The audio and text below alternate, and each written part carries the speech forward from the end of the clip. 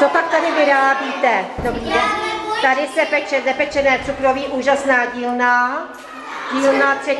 oddělení paní vychovatelky Mirky. Koukám, že jste tady přimontovali i velcí uličníci a lumpové, kteří teda opravdu válí kuličky o 100 péro teda.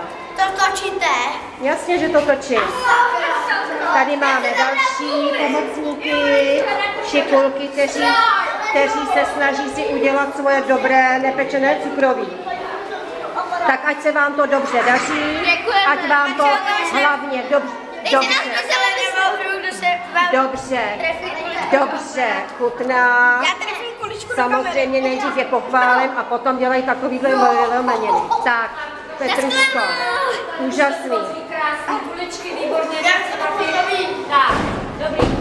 A takhle si dávejte na hromádečku a pak si sem přendáte ty kokosy a kakaličko. Tak přejeme vám dobrou chuť.